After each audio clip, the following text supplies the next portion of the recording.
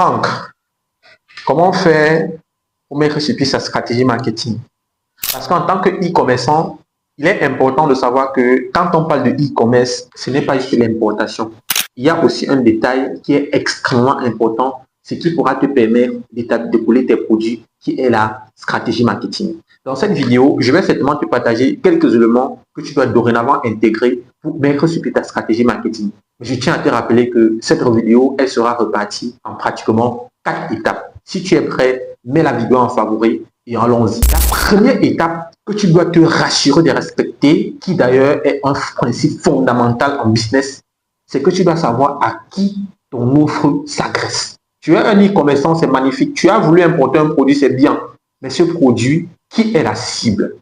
Parce que je peux te rassurer que si tu ne connais pas à qui tu t'adresses, tu ne pourras pas communiquer de façon cohérente sur ton produit. Et c'est ça qui doit affecter le développement de ton activité.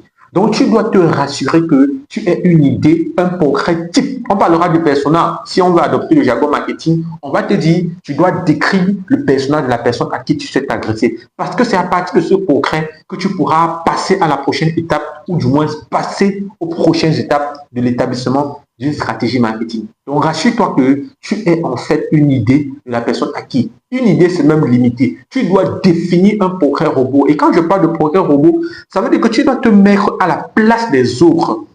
Donc, ça veut dire que tu dois attribuer un nom, un prénom, une date, un besoin, un statut dans la société, les attentes vis-à-vis de ton produit, les frustrations.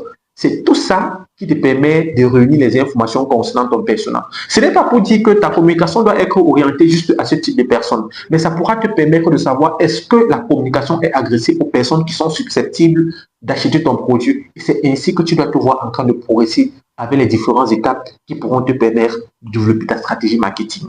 Mets ça en pratique. On repart dans la prochaine vidéo où on va donner la seconde astuce.